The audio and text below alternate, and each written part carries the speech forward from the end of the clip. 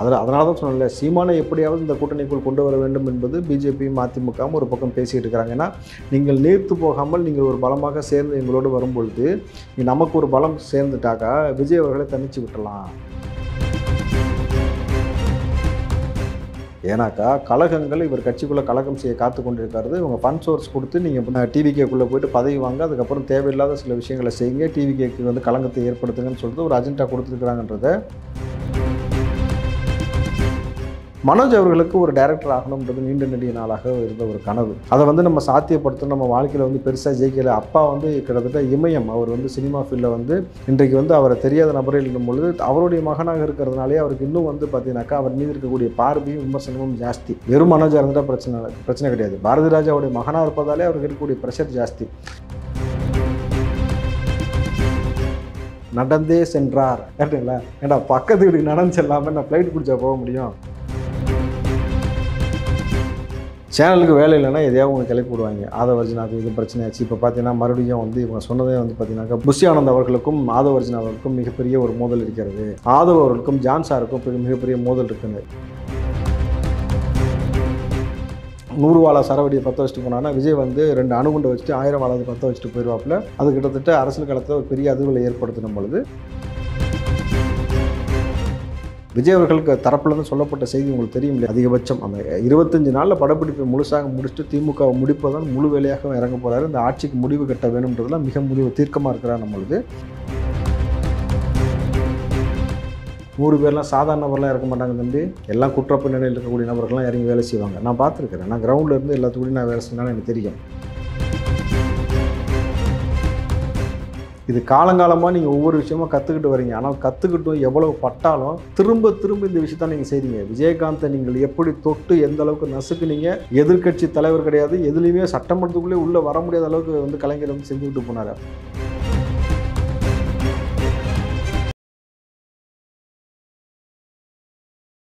இளைய பாரத நேயர்களுக்கு வணக்கம். இன்றைக்கி நம்ம நேர்காணலில் நம்ம சிறப்பு விருந்தினர் காங்கிரஸை சேர்ந்த ராவுத்தர் இப்ராஹிம் சார் அவர்கள் தான்.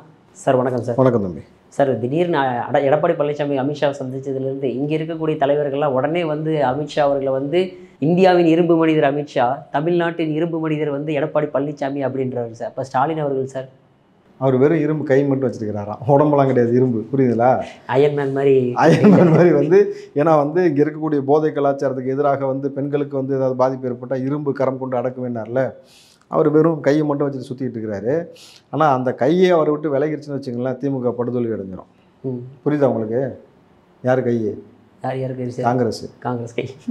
அந்த கை விலகிருச்சுன்னு வச்சுங்களேன், அது எவ்வளோ பெரிய பின்னடைவை சந்திக்கும்ன்றதை நீங்கள் பார்க்கலாம். ஆனால் இன்றைக்கு அதிமுக தரப்புலேருந்து பேசப்படக்கூடிய அந்த செய்தியெல்லாம் பார்த்தீங்கன்னாக்கா, இதற்கு முன்பாக பேசினது எந்த மாதிரியான ஸ்ட்ராட்டஜியில் பேசினாங்க, இப்போ வந்து திடீர்னு அமித்ஷா வந்து புகழ்ந்து பேசுவதும், அமித்ஷாவை இவர்கள் புகழ்ந்து பேசினா ரைட்டு, ஏன்னா அலையன்ஸ் வரப்போகுது. திடீர்னு சேகர் பாபு இப்போ என்ன சொல்லியிருக்காரு தெரியுமா? இவ்வளோ நாள் ஒன்றிய அரசுன்ற வார்த்தை நீக்கிட்டு மத்திய அரசு இப்போ பேசியிருக்காரு. அவர் பாருங்கள், மத்திய அரசு காலையில் பேசும்போது கொடுக்கக்கூடிய பேட்டிகள்லாம் பார்த்தீங்கன்னாக்கா, மத்திய அரசு எவ்வளோ டர் இருந்தால் நீ வந்து என்ன பேசுகிறதெல்லாம் எவ்வளோ தான் பேசுகிறது. அதை வந்து அவர் சேகர்பாபு நேரடியாக இந்த முறை வந்து யாரை வம்பிழுத்துருக்காருனாக்கா, வழக்கம் போல் வந்து மத்தால வம்பிழுத்தா பரவாயில்ல, இந்த முறை வந்து அண்ணாமலையை வம்பிழுத்து வச்சுருக்கிறாப்புல. ஸோ அண்ணாமலை வந்து சும்மாவே வந்து என்ன சும்மா அவர் உங்களுக்கு தெரியும், அவர் சுரண்டி விட்டாக்கா அவர் சும்மா இருக்க மாட்டாப்புலன்ட்டு. ஸோ எந்த அளவுக்கு போக போகுதுன்ற ஒரு விஷயம் தெரியும். இப்போ சேகர்பாபுவோடைய பேச்சு, ஒவ்வொரு நபருடைய பேச்சு வந்து உங்களுக்கு தெரியுது எந்த அளவுக்கு அலையன்ஸ் வந்து நகர்ந்து கொண்டு போகுதுன்னும் பொழுது. இப்போது நீங்கள் தான் முடிவு பண்ணிக்கணும், இரும்பு மனிதர் யார், இரும்பு பெண்மணி யார், இரும்பு பெண்மணி இதற்கு முன்னாடி என்ன சொன்னாங்க, மோடியா லேடியான்னு சொன்னாங்க. இந்த கூட்டணி போவதால் வந்து இது வரைக்கும் வந்து நம்ம சிறுபான்மை பாதுகாவலன்னு சொன்னோமே, இன்னுமேட்டு நம்ம என்ன செய்ய போகிறோம். எடப்பாடி அவர்கள் சொன்னார், ஒருபோதும் இனிமேல் நாங்கள் கூட்டணி போக மாட்டேன்னு சொன்னாங்க. அண்ணாமலை அவர்களுமே அதிமுக கூட்டணி எனக்கு இந்த பதவியே வேண்டாம்னு சில இடத்துல சொன்னதாக நியூஸ் சார். நம்மளை சொன்னது அந்த மாதிரி சொல்லியிருக்காரு, நம்ம அது பெருசாக எடுத்துக்க வேணாம்னு வச்சுங்க. ஆனால் எழுதி வச்சுக்கோங்கன்னா நிறையா சொல்லியிருக்காரு, நிறைய எழுதி வச்சுருக்கிறதுல இது ஒன்று ஆயிடுச்சுன்னு வச்சுங்களேன். ஏன்னா இந்த ஸ்ட்ராட்டஜியை பொறுத்த வரைக்கும் அரசியலை பொறுத்த வரைக்கும் பார்த்தீங்கன்னா நிரந்தர எதிரியும் கிடையாது, நண்பனும் கிடையாதுன்ற ஃபார்முலாவை எல்லாருமே கடைபிடிக்கிறார்கள். அப்போ நேற்று ஒரு பேச்சு இந்த ஒரு பேச்சுலாம் தாண்டி எலெக்ஷன் வரும்பொழுது ஜெயிக்கணுன்றது மட்டுமே டார்கெட்டாக வச்சுக்கிட்டு யார் வேணாலும் எந்த கூட்டணியில் வேணாலும் போவார்கள். அதனால தான் சொன்னேன்ல, சீமானை எப்படியாவது இந்த கூட்டணிக்குள் கொண்டு வர வேண்டும் என்பது பிஜேபியும் அதிமுகவும் ஒரு பக்கம் பேசிகிட்டு இருக்கிறாங்க. ஏன்னா நீங்கள் நீர்த்து போகாமல் நீங்கள் ஒரு பலமாக சேர்ந்து எங்களோடு வரும்பொழுது நமக்கு ஒரு பலம் சேர்ந்துட்டாக்கா விஜய் அவர்களை தனித்து விட்டலாம். விஜய் அவர்களை தனித்து விடுவதன் மூலமாகத்தான் நம்ம ரொம்ப ஸ்ட்ராங்காக இருக்க முடியும். இல்லாட்டி அங்கே ஒரு அலைன்ஸ் ஃபார்ம் ஆயிடுச்சுனாக்கா அடுத்து எம்ஜிஆர் இருக்க வரைக்கும் எப்படி எம்ஜிஆர் இருந்தாரோ அதுபோல் விஜய் வளர்ந்துருவார். ஏன்னா சினிமாவிலேருந்து வந்த பிரபலங்கள் ரொம்ப பெரிய ஸ்ட்ராங்கான ஒரு பெரிய இம்பேக்ட் அரசியலில் ஏற்படுத்தியிருக்காங்கன்றதை அவங்க உணர்றாங்க. சார், விஜய் அவர்களை பற்றி சொல்லும்போது இப்போ நிறைய பேர் இப்போ என்ன குற்றச்சாட்டு வைக்கிறாங்க அப்படின்னு பார்த்தீங்கன்னா, இந்த மாவட்ட செயலாளர்கள்லாம் லட்சக்கணக்கில் பணம் வாங்கிட்டு தான் பதவிகளே கொடுக்குறாங்க அப்படின்ற மாதிரி ஒரு குற்றச்சாட்டு வைக்கிறாங்க சார். இது விஜய் அவர்களுக்கு தெரியாதா? எல்லாருமே நிறைய பேர் இந்த மாதிரி குற்றச்சாட்டு வைக்கிறாங்க சார். நீங்கள் ஒரு விஷயம் புரிஞ்சுக்கணும். குற்றச்சாட்டு வைக்கக்கூடிய நபர் அவன் சொன்ன வார்த்தையை கவனிச்சிங்களா? எனக்கு தர வேண்டிய பதவியை அவர் இன்னொருத்தர் கொடுத்துட்டாங்க, இது என்னுடைய பதவின்னு சொல்லி தான் குற்றச்சாட்டே வைக்கிறாரு. அது எப்படி உனக்கு பதவி கொடுக்கறது முன்னாடி உன் பதவின்னு சொல்லுவேன் நீ? ஒருவேளை அவர் காசு கொடுத்துட்டு போகிறோம் இல்லை, உனக்கு எப்படி உனக்கு தர வேண்டிய பதவின்னு எப்படி அவ்வளோ தீர்க்கமாக சொல்ல முடியும்? நல்லா புரிஞ்சுக்கோங்க. பிற கட்சியிலேருந்து வரக்கூடிய நபர்களை விஜய் கட்சியில் எவ்வளோ பேர் பேச்சுவார்த்தை நடத்திருக்காங்க, முக்கியமான நபர்லாம் சேருவாங்க, குறிப்பாக நாம் தமிழர்லேருந்து அதிமுகலாம் போவாங்கன்னு சொல்லப்பட்ட பொழுது ஏன் விஜய் கட்சிகளை உடனடியாக எடுக்கலை? ஏன்னாக்கா கழகங்கள் இவர் கட்சிக்குள்ளே கழகம் செய்ய காத்து கொண்டிருக்கிறது. இவங்க ஃபண்ட் சோர்ஸ் கொடுத்து நீங்கள் டிவிகேக்குள்ளே போயிட்டு பதவி வாங்க, அதுக்கப்புறம் தேவையில்லாத சில விஷயங்களை செய்யுங்க, டிவிகேக்கு களங்கத்தை ஏற்படுத்துங்கன்னு சொல்லிட்டு ஒரு அஜெண்டா கொடுத்துருக்குறாங்கன்றத ஜான் சாரும் பார்த்தீங்கன்னா புஷியானந்த் அவர்களும் ரொம்ப தெளிவாக அது கூர்ந்து கவனிச்சதுனால சில நபர்களை உள்ளே அனுமதிக்காமல் வச்சுருக்கிறாங்க. ஸோ ஒரு சில நாட்களுக்கு அந்த நபர்களை தனித்து விடும் பொழுது அவருடைய சுயரவும் வெளியில் வரும். நீங்கள் செந்தில் பாலாஜின்னு வருது பாருங்கள், தாடி பாலாஜி திடீர்னு ஆனந்த் அவர்கள் மீது இப்போ குற்றச்சாட்டு வைக்க ஆரம்பிச்சிட்டாரு. பாண்டிச்சேரி செக் போஸ்ட் போல் கையை நீட்டி நின்றுக்கிறாரு அப்படின்ற மாதிரி வார்த்தையெல்லாம் அவர் பேச ஆரம்பிச்சிருக்காரு. பொழுது நீங்கள் விஜய் கட்சியில் டிவிகேல அவரை பொதுச் செயலாளராக போட்டது யார்? விஜய் அவர்கள் தான். நீங்கள் தலைவராக அவரை ஏற்றுக்கிட்டிங்கன்னா தலைவர் என்ன சொல்கிறாரோ யாரை போட்டிருக்காங்களோ அவங்கள ஏற்றுக்கிட்டு போகணும். நீங்கள் இங்கே குற்றம் சொல்லணும்னே சில பேர் குற்றம் சொல்லும் பொழுது இது வேலைக்காக. நல்லா புரிஞ்சுக்கோங்க, இவர்களுக்கு முழுக்க இரு பெரு கட்சிகளுக்கு பிஜேபிக்கும் சரி திமுகவுக்கும் சரி விஜய் அவர்களை வளர விடாமல் பார்த்து கொள்ள வேண்டும் என்பது ரொம்ப குறியாக இருக்காங்க. பொழுது இது போன்ற சில சலசலப்புகள், இது போன்ற குற்றச்சாட்டுகள் இயற்கையாகவே கொண்டு வருவாங்க. அதை உருவாக்கியும் சில விஷயங்கள் வரணும் பொழுது இதெல்லாம் கடந்து போயிட வேண்டியது. சார், அதே மாதிரி இப்போ விஜய் அவர்கள் மனோஜ் அவர்களுக்கு உடலுக்கு அஞ்சலி செலுத்தும் போது அதையுமே ஒரு அரசியலாக பார்க்கப்படுது சார். அது எதுனால சார்? அது என்ன அரசியல் தம்பி? ஏன்னா பக்கத்து வீடு மனோஜ் அவர்களுடைய பாரதி ராஜாவுடைய கிட்டத்தட்ட பாரதி ராஜா அவர்களும் எஸ்ஏசி அவர்களும் கிட்டத்தட்ட நெருங்கிய நண்பர்கள், கிட்டத்தட்ட எல்லாம் ஒரே பேட்ச்மேட்ஸ், சரிங்களா? அந்த மாதிரி அந்த காலகட்டத்தில் நபர்கள். ரெண்டாவது விஷயம், மனோஜ் அவர்கள் பக்கத்து வீட்டில் இருக்கக்கூடிய நபர்கள். பல நிகழ்வுகளுக்கு விஜய் அழைச்சி பேசுவதாக இருக்கட்டும், மிக நட்பாக இருக்கிறதாக இருக்கட்டும், ஒரு விழா காலங்களில் பண்டங்கள் பரிமாறிக்கொள்வதாக இருக்கட்டும், சின்ன வயசுலேருந்து கிட்டத்தட்ட அவரை ரொம்ப நல்லா தெரியுன்றதுனாலையும் பிற நடிகர்கள் வந்தாங்க போனாங்கன்றதை தாண்டி விஜய் அவர்கள் மட்டும்தான் பார்த்தீங்கன்னா உளப்பூர்வமாக அழுதுட்டார். நீங்கள் அந்த விஷயத்தை பார்த்துருப்பீங்க. ஸோ ரொம்ப நெருங்கிய சின்ன வயசுலேருந்து பார்த்த ஒரு நபர், பக்கத்து வீடு. ஸோ அவரை எவ்வளோ உளப்பூர்வமாக போய் அவர் அழுதாருன்றதை நம்ம பார்க்க முடியும் பொழுது இதில் என்ன அரசியல் செய்ய வேண்டிய அவசியம் இருக்குன்னு உங்களுக்கு ஒரு விஷயம் இருக்குல்ல. ஏன்னா மனிதனுடைய யதார்த்தமான வாழ்வியல் முறை என்பது பிறப்பு இறப்பு ரெண்டுமே நிர்ணயிக்கப்பட்ட ஒன்று. நிர்ணயிக்கப்பட்டு தான் பூமிக்கே வரோம். எந்த நொடியில் வேணாலும் மரணம் நடக்கும் அப்படின்னும் பொழுது ஒவ்வொரு மனிதனுக்கும் ஒரு இலக்கு வச்சுருப்பான் மனசில். அந்த இலக்கு என்பது சிலருக்கு தொழிலாக இருக்கும், சிலருக்கு அரசியலாக இருக்கும், சிலருக்கு தம் பிள்ளைக்கு கல்யாணம் முடித்து ஒரு பேர பேத்தியை பார்த்துட்டா போதும், ஒரு நார்மலான வாழ்க்கை வாழ்ந்தால் போதும். இதெல்லாம் அவங்களுடைய மைண்ட் செட்டுக்கு ஏற்ற மாதிரி ஒரு இலக்கு வச்சுருப்பாங்க. மனோஜ் அவர்களுக்கு ஒரு டைரக்டர் ஆகணுன்றது நீண்ட நெடிய நாளாக இருந்த ஒரு கனவு. அதை நம்ம சாத்தியப்படுத்தணும். நம்ம வாழ்க்கையில் பெருசாக ஜெயிக்கலை. அப்பா கிட்டத்தட்ட இமயம். அவர் சினிமா ஃபீல்டில் இன்றைக்கு அவரை தெரியாத நபரே இல்லைன்னும் பொழுது அவருடைய மகனாக இருக்கிறதுனாலே அவருக்கு இன்னும் பார்த்தீங்கன்னாக்கா அவர் மீது இருக்கக்கூடிய பார்வையும் விமர்சனமும் ஜாஸ்தி. வெறும் மனோஜாக இருந்துட்டால் பிரச்சனை கிடையாது. பாரதி ராஜாவுடைய மகனாக இருப்பதாலே அவருக்கு இருக்கக்கூடிய ப்ரெஷர் ஜாஸ்தி. இது எல்லாமே விஜய் அவர்களுக்கு தெரியும் பொழுது ஸோ பக்கத்து வீட்டுள்ள இருந்த அந்த நண்பர் குறுகிய காலகட்டத்தில் ரொம்ப வயசாகி இறந்து போகல, இந்த மாதிரி ஒரு மாரடைப்பில் இறந்து போகிறாரும் பொழுது பல விஷயங்கள் நினைத்து அவர் உளப்பூர்வமாக அழுதுருக்கிறார். இதை வைத்து இவர்கள் அரசியல் செய்து இவங்க போடக்கூடிய செய்தியெல்லாம் நம்ம பார்க்குறோம்ல. ஒரு சேனல்லாம் போட்டான், நடந்தே சென்றார். கரெக்டுங்களா? ஏன்டா பக்கத்து வீட்டுக்கு நடந்து செல்லாமல் நான் ஃப்ளைட் பிடிச்சா போக முடியும்?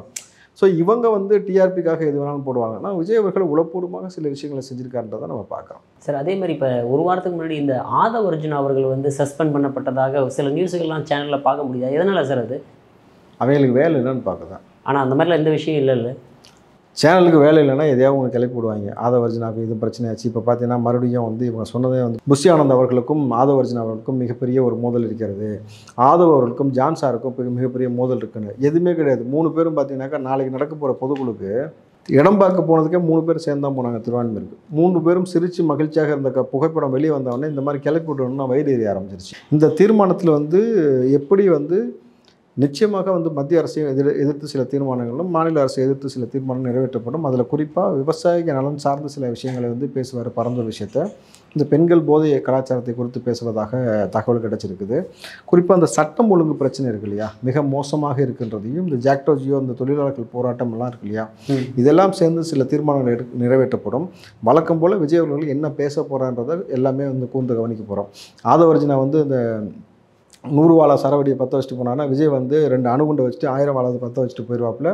அது கிட்டத்தட்ட அரசியல் களத்தில் ஒரு பெரிய அதிர்வுகளை ஏற்படுத்தின பொழுது விஜய் அவர்கள் எந்த மாதிரியான தீர்மானத்தை நிறைவேற்றி எந்த மாதிரியான கவனத்தை பெறப்போகிறார். ஏன்னா எவ்வளோ பெரிய அரசியல் மாற்றங்கள் நடந்தாலும் இங்கே வந்து எவ்வளோ பெரிய கூட்டணி பேச்சுகள் நடந்து பரபரப்பாக போயிருந்தாலும் விஜய் ஒரு விஷயத்தை செய்யும்பொழுது நேஷனல் மீடியா வரைக்கும் கூர்ந்து கவனிக்கணும் பொழுது அரசியலுக்குள்ளே புதிதாக வந்திருக்கக்கூடிய விஜய் எவ்வளோ யங்ஸ்டர்ஸை கையில் வச்சுட்டு எவ்வளோ பெரிய மாற்றத்தை ஏற்படுத்த போகிறார் என்பதை நாளைக்கு எல்லா ஊடகமும் அதை தான் கூர்ந்து கவனிக்கணும் பொழுது விஜய் அவர்களுக்கு தரப்புலேருந்து சொல்லப்பட்ட செய்தி உங்களுக்கு தெரியும் இல்லையா, 25 நாள் அதிகபட்சம். அந்த 25 நாளில் படப்பிடிப்பை முழுசாக முடிச்சுட்டு திமுக முடிப்பதான் முழு வேலையாக இறங்க போகிறாரு. இந்த ஆட்சிக்கு முடிவு கட்ட வேணுன்றதுலாம் மிக முடிவு தீர்க்கமாக இருக்கிறார் பொழுது குறிப்பாக அந்த வக்ஃப் போர்டு சொத்துக்கள் சம்பந்தப்பட்ட விஷயங்களாக இருக்கட்டும், இஸ்லாமிய சிறுபான்மை பாதுகாப்பு இல்லாமலாக இருக்கட்டும், தலித்துகள் தொடர்ந்து தாக்குதலுக்கு உள்ளாகுவதாக இருக்கட்டும், ஆட்சி அதிகாரம் அந்த பங்கீடு இது குறித்தெல்லாமே நாளைக்கு பேசுவார். தீர்மானம் நிறைவேற்றப்படும் சொல்லப்படுது. நாளைக்கு சுவாரஸ்யத்திற்கு பஞ்சம் இருக்காது, வெயிட் பண்ணி பார்க்கணும். சார் கடைசி ஒரே ஒரு கேள்வி சார், இந்த சவுக்கு சங்கர் வீட்டில் வந்து இந்த மனத்தை கொட்டின விஷயங்களை நம்மளால் பார்க்க முடியுது சார். அது வந்து எல்லா தலைவர்களுமே கண்டனம் தெரிவிச்சிருந்தாங்க. ஆனால் விஜய் அவர்கள் ஒரு சின்ன கண்டனம் கூட தெரிவிக்கலையே சார், ஒரு அறிக்கை கூட இல்லையே சார். யார் சொன்னா? பொதுச் செயலாளரை சொல்லி கண்டனம் தெரிவிக்க சொல்லிட்டாரு.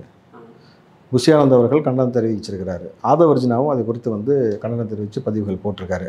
நீங்கள் அதை பார்க்கலன்னு நினைக்கிறேன். கிட்டத்தட்ட பார்த்தீங்கன்னாக்கா இது வந்து கட்சிக்கு அப்பாற்பட்டு சவுக்கு சங்கர் விஷயத்தை வந்து பார்க்கிறார்கள். என்னன்னாக்கா சவுக்கு சங்கர் அவர்கள் வந்து அதிமுகவுக்காக வேலை செஞ்சார் அப்படி இப்படின்னு சொல்லி நீங்கள் எல்லாம் குற்றச்சாட்டு சொல்லும் பொழுதும் சரி, சில விஷயங்களை வந்து அவரும் சில அஜெண்டா பேஸில் வந்து ஒரு கூட்டணியை உருவாக்க வேண்டும்ன்றதுக்காக அவர் பேசின விஷயமா இருக்கட்டும், அது ஒரு ஊடகவியலராக அவர் செய்யக்கூடிய பணி. ஆனால் தனிப்பட்ட முறையில் இந்த ஆட்சி எதை கற்பிக்க விரும்புகிறது என்றால் 50 பேர் சேர்ந்து ஒரு நிகழ்வை நிகழ்த்தினால் அது பெரிய பேசும் பொருளாகவோ பெரிய வந்து கேஸாகவோ மாற்றாமல் பார்த்துக்கலாம். அதான் சொல்லுவாங்க இல்லை, தனியாக செஞ்சால் கொலை, 100 பேர் செஞ்சால் கலவரம் அப்படின்ற மாதிரி. அப்போ கிட்டத்தட்ட இந்த ஆட்சியில் அது எப்படி சாத்தியப்பட்டது? இந்த ஆட்சியாளர்களும் இந்த காவல்துறையும் என்ன கற்பிக்க விரும்புகிறீர்கள்? நீங்கள் செய்வதை இது போன்ற வந்து 100 பேரை இறக்கி செய்யுங்க அப்படின்னு சொல்ல வரீங்களா? தம்பி 100 பேரில் 500 பேரை இறக்கி செய்யறதுலாம் ஒரு சாதாரண விஷயம் இன்றைக்கி இருக்கிற நிகழ்வில். ஏன்னா ஒவ்வொரு எலெக்ஷன் டயத்துலையும் ஆளை இறக்கி ஒவ்வொரு கட்சியும் என்ன மாதிரி வேலை செய்வாங்கன்னு உங்களுக்கு தெரியும். நான் களத்தில் இருந்தவன், நான் 15 வருஷமாக களத்தில் இருந்திருக்கிறேன்.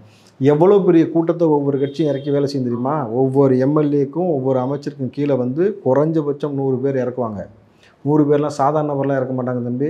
எல்லாம் குற்றப்பின்னணியில் இருக்கக்கூடிய நபர்கள்லாம் இறங்கி வேலை செய்வாங்க. நான் பார்த்துருக்கிறேன். நான் கிரவுண்டில் இருந்து எல்லாத்துக்கூடையும் நான் வேலை செஞ்சாலும் எனக்கு தெரியும் எவ்வளோ பெரிய குற்றப்பின்னணி A+லாம் உள்ளே வருவான் வந்து சில வேலைகளை இந்த நபர்களுக்காக செய்து கொடுப்பார்கள். ஆனால் நீங்கள் என்ன கற்பிக்க விரும்புகிறீங்க? அப்போ வந்து உங்களை தீர்க்கமாக எதிர்க்கக்கூடிய நபர்களை உளவியல் ரீதியாக அவங்களை உடைக்கக்கூடிய வேலையாக இருக்கட்டும், அவர்களை வந்து பலவீனப்படுத்தக்கூடிய வேலையாக இருக்கட்டும், ஒரு 100 பேரை இறங்கி இந்த மாதிரி செய்யுங்கன்னு புது ட்ரெண்டாக அரசியலுக்குள்ளே நீங்கள் கற்பிக்க விரும்புகிறீங்க. இது பேராவத்தான் முடியும். ஏன்னா இந்த ஆட்சி இன்னைக்கு மட்டும்தான் இருக்கும், தொடர்ந்து இந்த ஆட்சி நீடிக்காது. ஆட்சி மாறும்போது இதே மாதிரி நாளைக்கு 100 பேருக்கு போல் 500 பேரை இறக்கி கொண்டு வந்து உங்கள் வீட்டுக்குள்ளே வந்து இந்த மாதிரி மனத்தை ஊற்றுவதுக்கு எவ்வளோ நேரம் ஆகும்? யோசிச்சு பாருங்கள். அது யாராக வேணால் இருக்கலாம், திமுக நாளைக்கு. அப்போ இதெல்லாம் வந்து பேராபத்தாக முடிவதற்கு ஒரு அரசாங்கம் இப்படி ஒரு விஷயத்தை செய்வதோ, இந்த வழக்கை நீங்கள் சிபிஐக்கு மாற்றிட்டீங்க அப்படின்னோடனே சிபிஐ வந்து என்ன செஞ்சிட போகிறாங்க? யார் கீழே இருக்குது? அதே ஸ்டாலின் அவர்கள் கீழே தான் இருக்குது. புரிஞ்சுட்டீங்களா? அப்போ ஒட்டுமொத்தமாக இது கண் துடைப்புக்காக செய்யப்படுகிற பொழுது சவுக்கு சங்கர் மீதும் அவர்களுடைய வீட்டில் நடந்த தாக்குதல், அவர் தாயாரிடம் நடந்து கொண்ட விதம் எல்லாம் பார்த்தீங்கன்னாக்கா ஜனநாயகத்திற்கு இது வந்து பேராபத்து, இந்த சமூகத்திற்கு இது பேராபத்து. திமுகவுக்கு ஒரு விஷயம் புரிஞ்சுக்கணும், நீ எதை விதைத்தாயோ அதுதான் நீ அறுவடை செய்வாய். இது காலங்காலமாக நீங்கள் ஒவ்வொரு விஷயமா கற்றுக்கிட்டு வரீங்க. ஆனால் கற்றுக்கிட்டும் எவ்வளவு பட்டாலும் திரும்ப இந்த விஷயத்தான் நீங்கள் செய்றீங்க. விஜயகாந்தை நீங்கள் எப்படி தொட்டு எந்த அளவுக்கு நசுக்குனீங்க? எதிர்க்கட்சி தலைவர் கிடையாது, எதுலேயுமே சட்டமன்றத்துக்குள்ளே உள்ளே வர முடியாத அளவுக்கு வந்து கலைஞர் வந்து செஞ்சு விட்டு போனார். அப்போ அதே போல் தான் நீங்கள் ஒவ்வொரு நிகழ்வும் நடத்தி கொண்டு போகிறீங்க பொழுது இது ரொம்ப பெரிய பேராபத்து. சமூகத்தில் மிகப்பெரிய பேராபத்தை திமுக சந்திப்பதற்கு தயாராக இருக்கிறீர்கள்னாக்கா இருந்து கொள்ளுங்கள், எதிர்வினை சந்தித்துக் கொள்ளுங்கள். பார்க்கலாம் சார் என்ன நடக்க போகுதுன்னு. உங்கள் பொண்ணான நேரத்திலேயே பார்க்க ஒதுக்குனதுக்கு மிக்க நன்றி சார். நன்றி தம்பி.